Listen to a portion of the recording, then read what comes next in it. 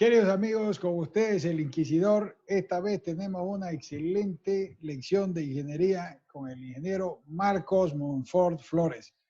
El ingeniero Monfort salió ingeniero civil en 1983 en la Gabriel René Moreno, cursó sus primeros 2 años de ingeniería en la Universidad de La Plata.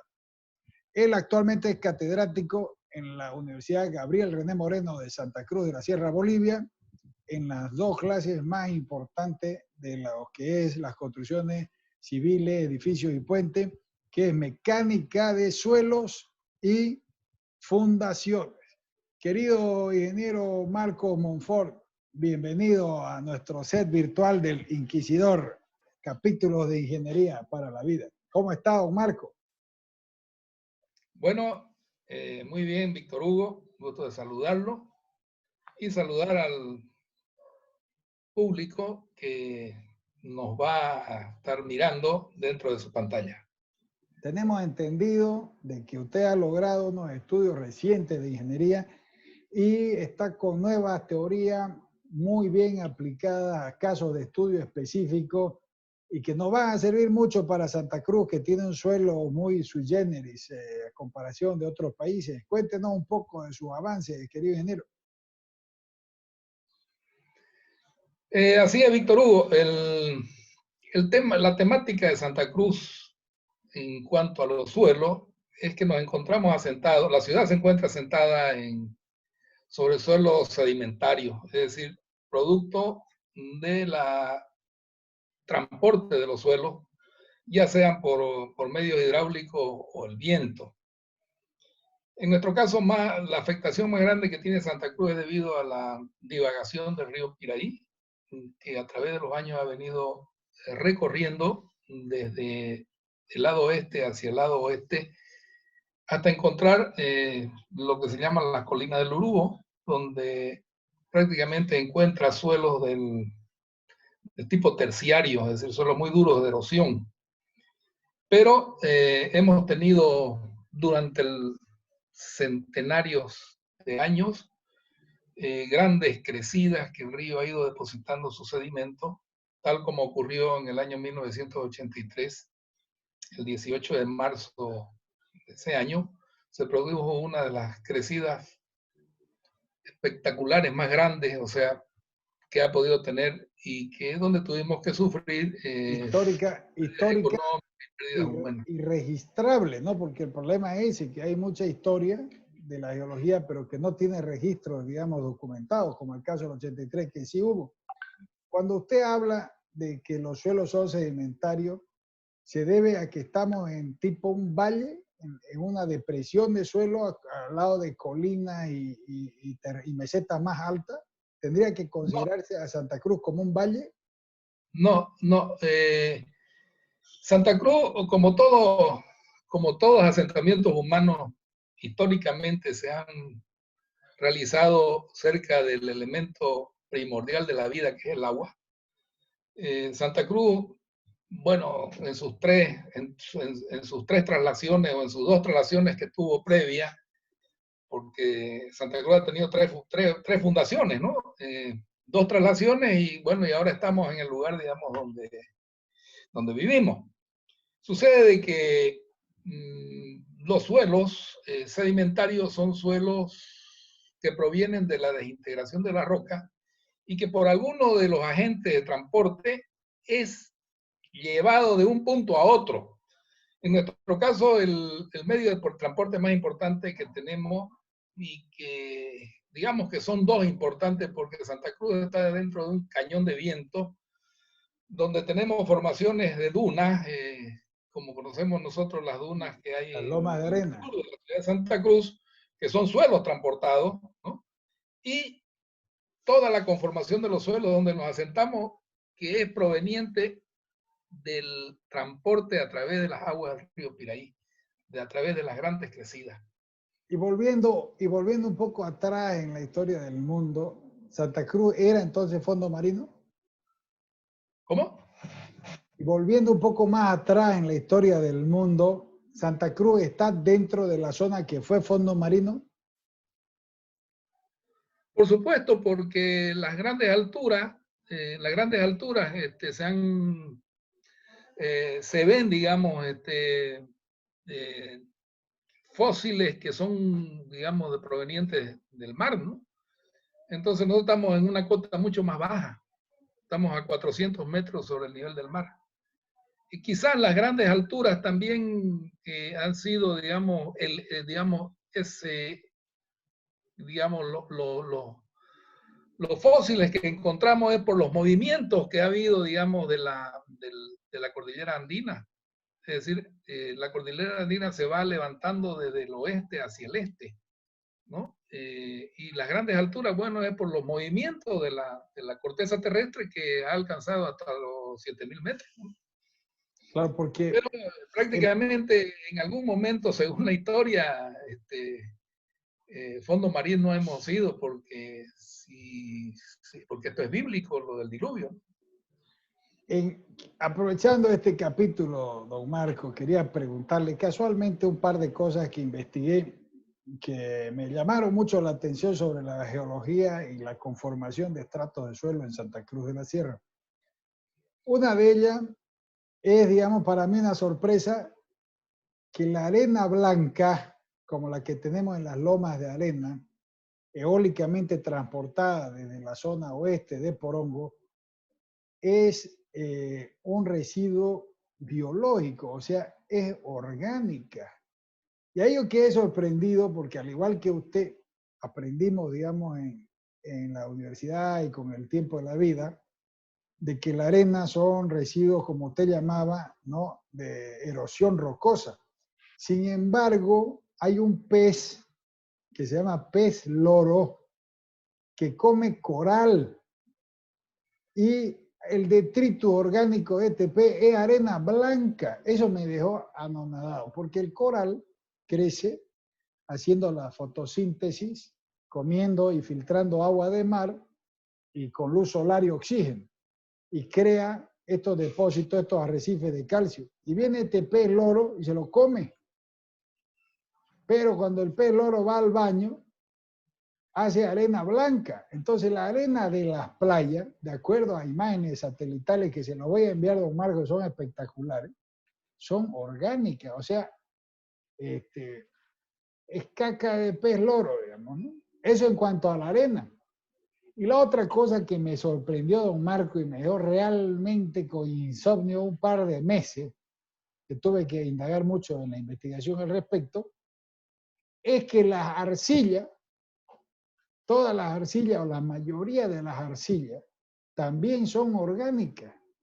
Y casualmente en los estudios de suelo dice suelo orgánico, pero nunca había indagado el por qué. Y resulta que las diatomeas, que son unos organismos monocelulares, viven de comer agua dulce en el mar, de la entrada de los ríos y de la entrada de los glaciares cuando se derriten, y ellas viven de alimentarse de esa agua dulce con la luz solar y mueren millones por millones, manchas que se ven del satélite. Y entonces, al caer estas diatomeas, crean un elemento que se llama nieve marina en los fondos del mar, y después de millones de años se forma esta arcilla diatomeica, que es lo que conocemos, la bentonita diatomeica y otras arcillas, que con la movida de las plaquetas, cuando el fondo marino sale, quedan en la superficie. Y casualmente el país que más napas de esta arcilla diatomeica tiene expuesta al aire libre es África. Entonces hacen los estudios de químicos de la arcilla africana y su origen es biológico en el mar, obviamente hace millones de años. Y casualmente los estudios de suelo en Santa Cruz tenemos presencia de napas de arena blanca, que nadie sabe de dónde vienen, y napas de arcilla orgánica y limo, ¿no? Entonces yo me imagino que usted tiene que bailar con la más gorda, porque no solo tiene que trabajar, como usted indicaba, con suelo arrastrado o traído, trasladado, tal vez con escorrentía, sino que no son suelos propios del lugar y además de un origen pues poco estable, digamos, ¿no? Todo lo que es orgánico no es tan estable, digamos, ¿no? Entonces, disculpando la pequeña interrupción. Abajo del video vamos a poner los links de lo que le estoy diciendo. Échele, don Marco, lo copio claro y fuerte. Bueno, Víctor Hugo, el tema de los suelos pues es un poco medio complejo, ¿no? Porque hay que ver primero cómo se forman, ¿no? Nosotros ingenierialmente conocemos geológicamente, no, el suelo es un producto de la desintegración de las rocas. Ya puede ser por medio mecánico, por problemas de la naturaleza misma, ¿no? El sol es un gran desgranador, ¿no? El sol también es un destructor natural, ¿no? Claro, ahí viene, por ejemplo, el tema es de que la roca se desintegra, ¿no? Por problemas químicos, físicos, la misma naturaleza, la lluvia, los grandes movimientos telúricos, y hasta pues los glaciares han tenido que intervenir, digamos, en el transporte, ¿no?, de estos suelos, ¿no? Y si el suelo es un producto de la desintegración de la roca, nosotros debemos primero preguntarnos, ¿y la roca es suelo? ¿No? Ese es el otro muerto, ¿no? Que hay que cargarse, porque muchas rocas son cenizas volcánicas, que también han viajado pues 10.000 kilómetros, ¿no? Por encima de la atmósfera, digamos. Bueno, y en esta definición es como decimos nosotros, ¿quién se creó primero, el huevo o la gallina, no? Bueno, porque si bien también hay rocas que se han formado por fusión, ¿no? De grandes temperaturas en los volcanes que son arrojadas como lava, el suelo y la roca no tienen una frontera definida, ¿no? O sea que nosotros, digamos, técnicamente vamos a definir como roca aquel material que para poderlo desintegrar tenemos que usar medios mecánicos como el taladro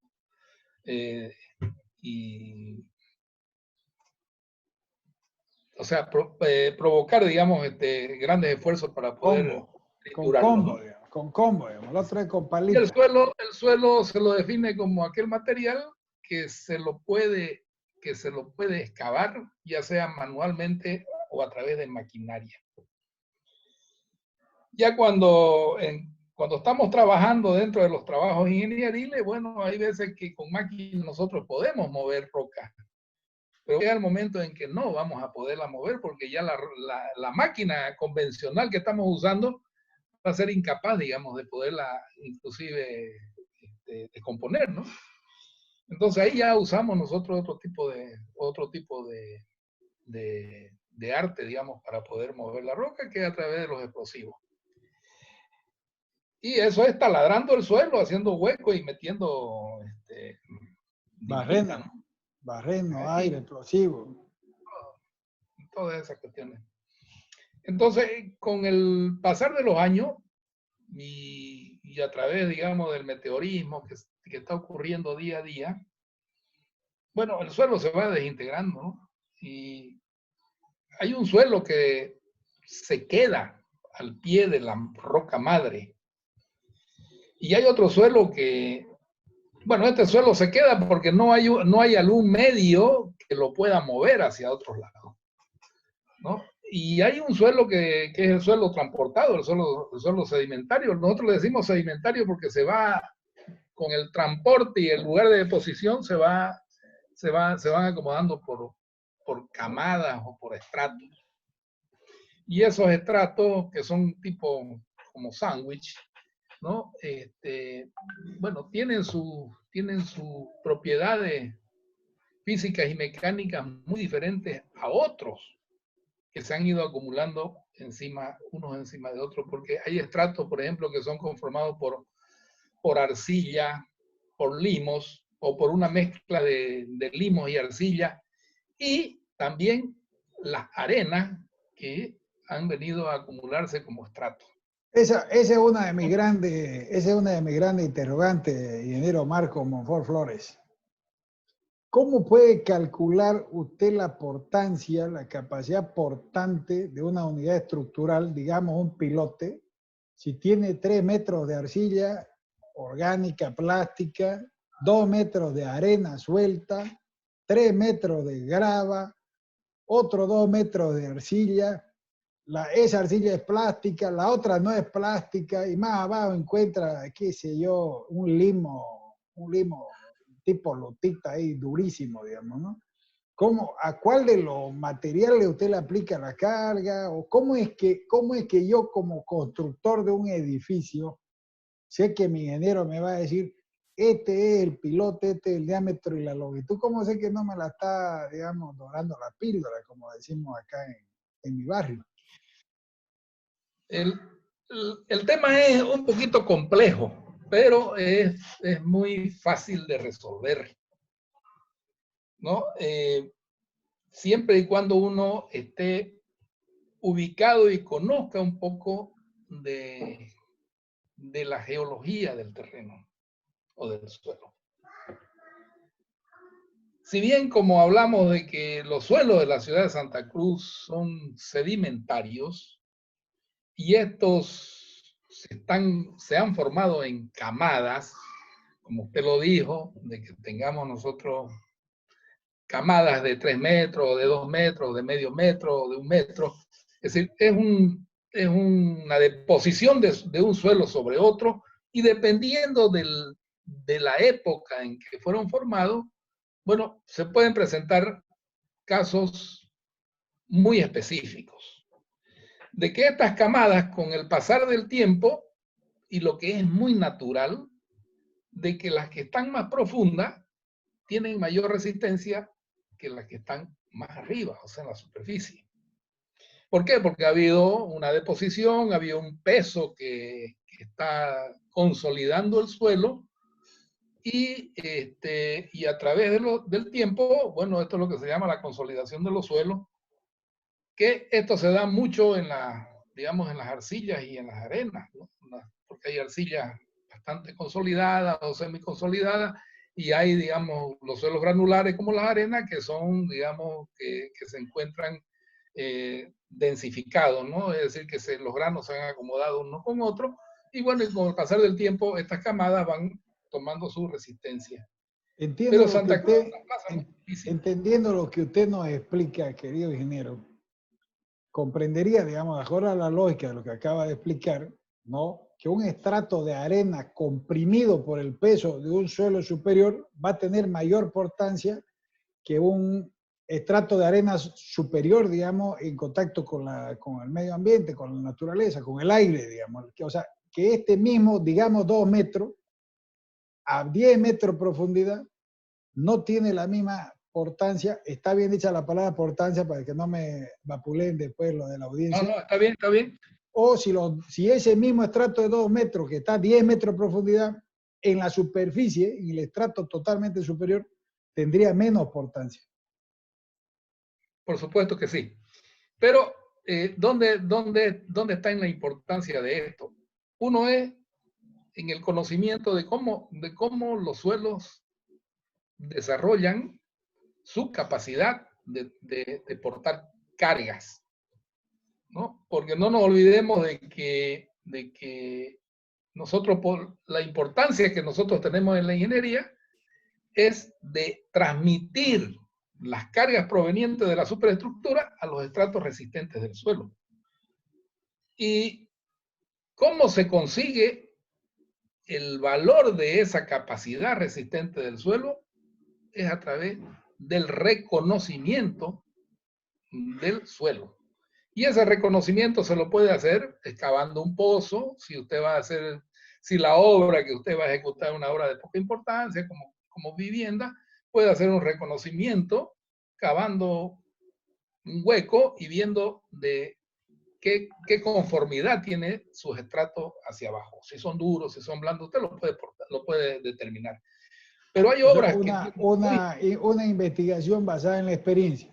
cavo con mi lampa y miro qué suelo es, digamos, si está seco, está húmedo. Claro, pero usted tiene que cavar más o menos una profundidad hasta donde la influencia de sus fundaciones, que va a ser para una vivienda, por ejemplo, con unas fundaciones corridas, puedan llegar allá y ver sobre algo que usted se...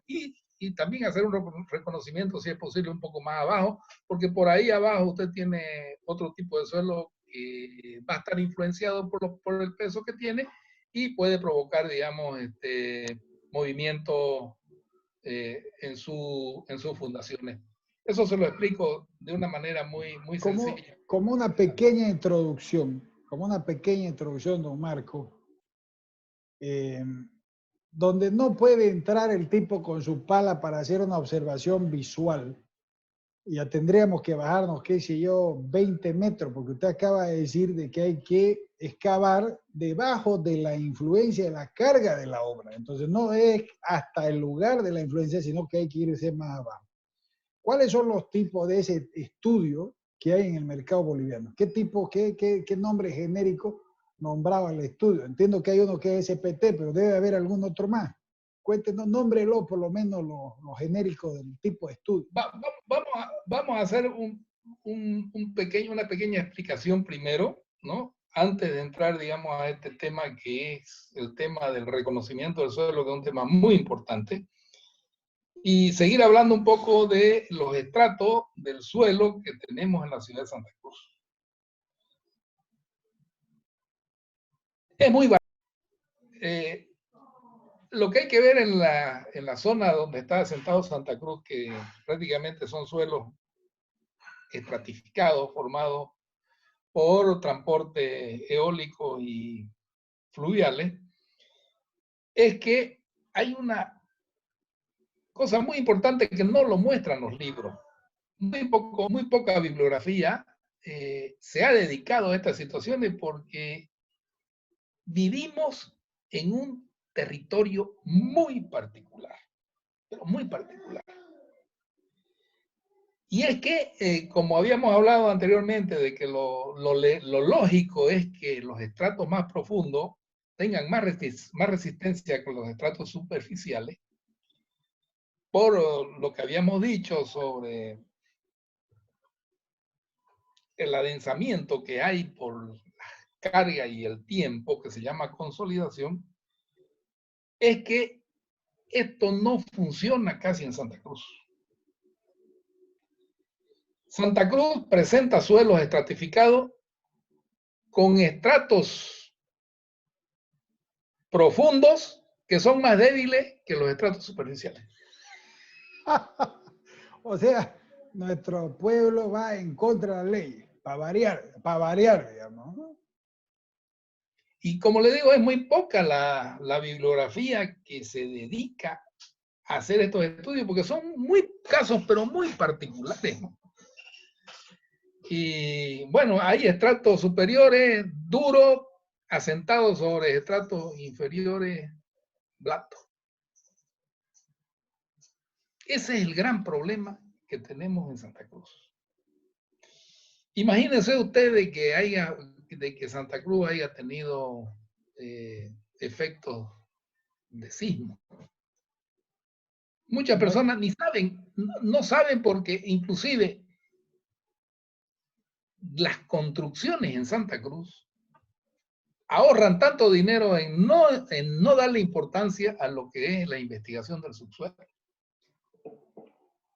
En Santa Cruz uno tiene que estar seguro, pero muy seguro, de la influencia que yo tengo al transmitir mis cargas a los estratos profundos, de que más abajo yo no puedo encontrar algo débil y todo lo que yo he construido pues empiece a tener deformaciones que me produzcan fisuras en las paredes, hundimientos diferenciales y así sucesivamente, como es muy típico también verlo en Santa Cruz, digamos, los tipos de fisuraciones que hay y los tipos de asentamientos no deseados que se van produciendo por estos efectos. Es como decía uno de mis contratistas, don Víctor, no se le puede poner pues estuco allá abajo al pilote, medio arriba se estuquea lo que se raja, pero abajo no. Y efectivamente nuestro mercado de construcción civil ahorra en la parte invisible, pero la más importante. Y bueno, este tema, por ejemplo, lo ve la mecánica de suelo, ¿no?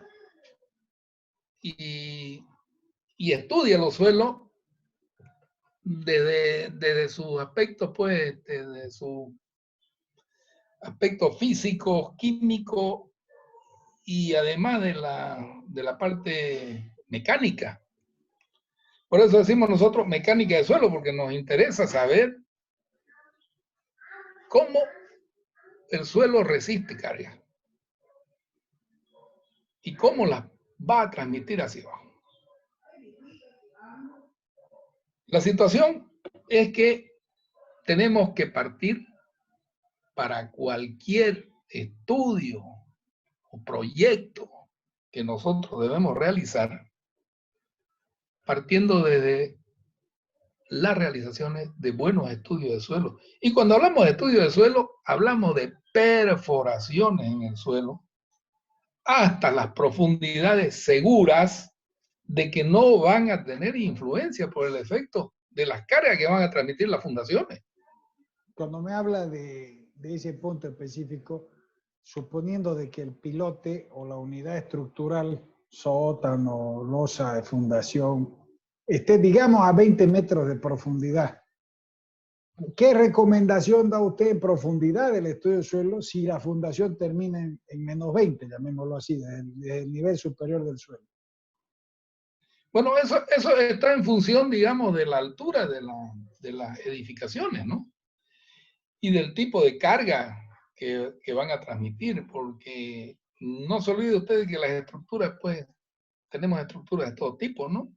Tenemos estructuras de contención, tenemos estructuras para efectos de, digamos, de eventos públicos, tenemos estructuras para vivienda, tenemos estructuras para oficinas, tenemos estructuras para fábricas.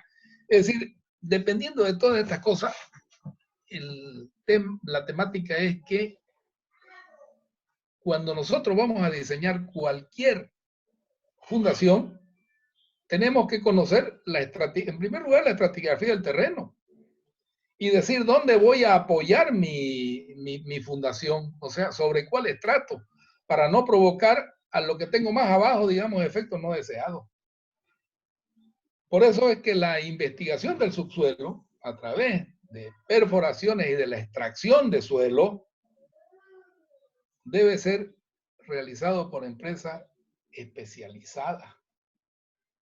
Muy importante. Que tengan un determinado currículum dentro de lo que es el profesionalismo en este tema. Y no hacer caso así al dueño de la edificación, sino más bien a lo que disponga el ingeniero, porque el ingeniero está de por medio. Decíamos, el ingeniero que tiene que dar el lineamiento de lo que se tiene que hacer. Hay que ver también de que nuestro lugar donde vivimos está afectado por fuertes vientos, con rachas de viento que son extremadamente ya preocupantes y que cada año con la deforestación esto va en aumento, ¿no? Que los vientos en edificaciones altas, como tenemos ahora ya con edificaciones hasta 100 metros, ¿no? O un poco más, ya se producen movimientos permanentes en la edificación por el viento. Por ello es que el estudio de suelo es tan importante y al que se le debe dar mayor importancia, porque de él depende lo que nosotros calculemos. Imagínense un estudio mal hecho. Yo puedo aplicar la ingeniería más potente del mundo y ¿qué voy a conseguir? Digamos, un diseño de fundaciones mal hecho porque estoy partiendo desde una falsedad, ¿no? Entonces, ingeniero, le hago un punteo de las cosas que ha mencionado y algunas que no ha mencionado. Me habla de los tipos de estudio de suelo. O sea, primero la mecánica, los tipos de suelo. Estoy anotando porque le voy a pedir ahorita en público que se comprometa a darnos esas clases. Tipos de suelo. Vamos con uno. ¿Qué tipo de suelo tenemos en Santa Cruz generalmente? De ahí vendría a ser tipo de estudios de suelo. Vamos a dejar otro capítulo, si usted aprueba, obviamente, ya está en vivo. Tipos de estudios de suelo, para que nos explique las diferentes metodologías de estudios de suelo. De ahí vendría tal vez análisis de integridad, tipos de análisis de integridad. ¿Le parece, don Marco? Sí, Tengo entendido que usted es la eminencia en esos temas. Y ese sería el 3. El 4 sería tipos de prueba de carga. Porque yo me imagino que la estructura una vez realizada se tiene que probar, ¿correcto? sí. ¿Le parece ese tema? ¿Le agrada, don Marco? Claro. Y tipo de pilote, me imagino que habría que hacer una clasificación de pilote, porque tengo entendido que hay varias formas, ¿no? Hay hincado, perforado, y a usted no va a decir, no le voy a decir yo, usted es el entendido. Entonces, tendríamos que hacer otro capítulo breve con los tipos de pilote. ¿Esto por qué, don Marco? Porque los dueños de los edificios tienen que conocer, o sea, esta información no solamente es para alumnos de ingeniería, es para el mercado nacional. O sea, ellos tienen que saber qué tipo de fundaciones existen para que el charquero pues no siempre quiera vender solo charque, digamos, ¿no? Y en la que a mí me interesa, que siempre me gusta poner el dedo en la llaga. ¿Cuál sería su recomendación sobre la participación del municipio y el colegio de ingenieros en la aprobación de los estudios de suelo y los estudios estructurales para una obra civil? O sea, ¿qué tan definitiva, lógica, controlada y con tiempo debería ser la participación de ella? Eso lo dejamos para de último, porque va a ser la pipoca que revienta dentro de la olla, digamos, ¿no? Porque yo tengo entendido que en otros países, si la alcaldía, ¿no? O the city, como dicen en Estados Unidos, la ciudad, no le aprueba los planos, ¿no? Usted no puede construir. O las normas constructivas las emana el municipio, digamos, ¿no? Y si estas normas nuestras están de acuerdo a la necesidad del departamento, ¿no? Porque por ahí están aprobando, no sé, edificios con un parqueo por departamento, y sin embargo, en una familia que se compra un departamento de $400,000, por lo menos tienen 6 movilidades, digamos, ¿no? Y entonces la norma es medio tentativa, digamos. Prohibido parquear en las calles, pero no puede hacer parqueos en los edificios. Una cosa así, digamos. No sé si les parece, lo dejamos ese para de último. Mire, Víctor Hugo, nuestro tema local y nacional, vivimos, como se dice, el mismo nombre que le han puesto ahora al país, estadio plurinacional, pero se refiere al tipo de viviente que tenemos.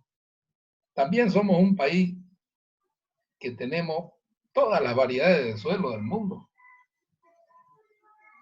Empezando desde los más feos, como los que tenemos en Santa Cruz, los más malos, ¿no? Y terminando pues en suelos extremadamente buenos, como tenemos, digamos, en algunas partes.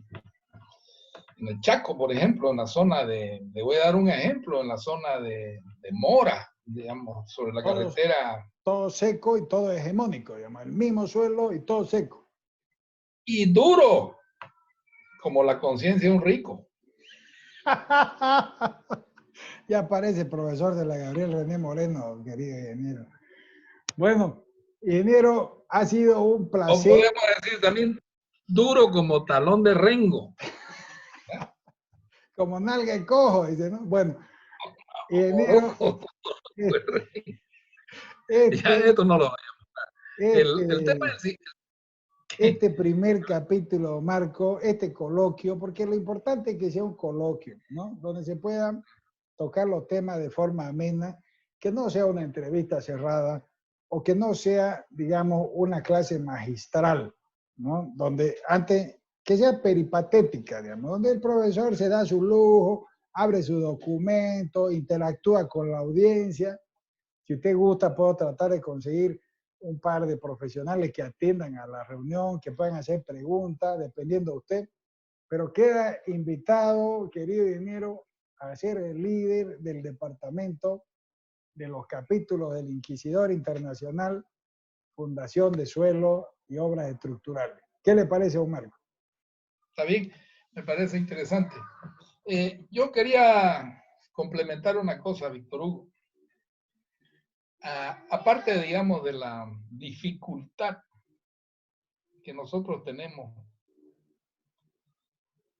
en la ciudad de Santa Cruz, esto se agrava todavía mucho más por la falta de documentos que guíen al profesional para uniformizar las construcciones,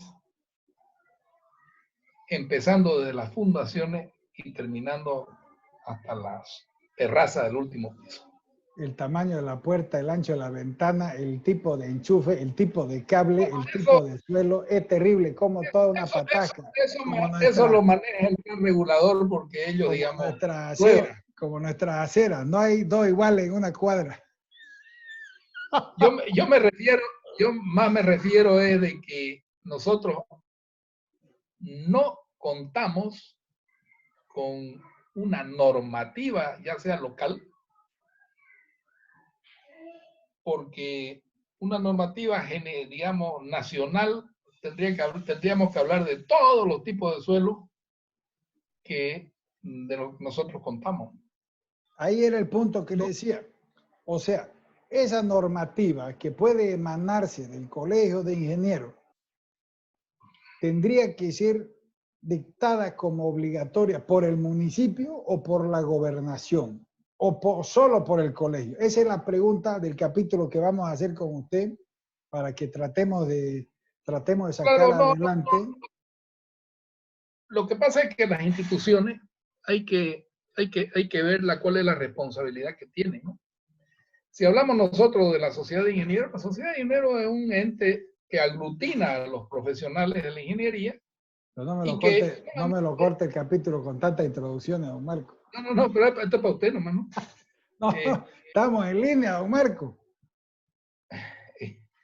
No, todavía pues no lo vaya a tirar esto para arriba. Ya está en línea ya. Quiero decirle que la Sociedad de Ingenieros solamente aglutina a todos los profesionales, digamos, bajo una ley, ¿no? Bajo un decreto. Pero solamente la Sociedad de Ingenieros tiene la voluntad siempre de dar a conocer todas las técnicas o las nuevas técnicas o lo que se conocen como novedades en cuanto a difundirlas, ¿no? Pero no puede la Sociedad de Ingenieros, porque es un ente que solamente a mí me certifica de que yo soy un profesional, que me formé en una universidad, que el Estado me entregó un título para poder ejercer dentro del Estado, de mi Estado, y que me lo va a certificar la Sociedad de Ingenieros. Cuando yo lleve un plano a la Sociedad de Ingenieros para que, sí, este señor está aquí, lo tenemos registrado nosotros, está desempeñando su cargo. Ahí quería llegar. Ese es el capítulo que quiero que toquemos con usted más adelante, don Marco, para ver el nivel de participación y cuál sería la entidad llamada, digamos, o emanar una autoridad para lograr una responsabilidad en lo que es la certificación, normativa, normalización de todo lo que son los planos estructurales y estudios a realizarse por norma, ¿no? Y que si emana de uno o emana del otro, verifica uno, verifica el otro, para poder tener estructuras responsables y obras con más responsabilidad, ya que hemos pasado de ser un pueblo a una pequeña, gran ciudad, pero apuntamos a ser una gran ciudad. Entonces, don Marco, te quedo muy agradecido por este excelente capítulo de introducción y espero que nos sentemos ya con más calma a elaborar uno por uno los capítulos de acuerdo a su disponibilidad de tiempo, ya que yo sé que usted es un ingeniero muy ocupado. Entonces, para todos ustedes, don Marco, un gran abrazo a la distancia, el Inquisidor Internacional. Hasta luego, don Marco. Gracias, don Víctor, por esta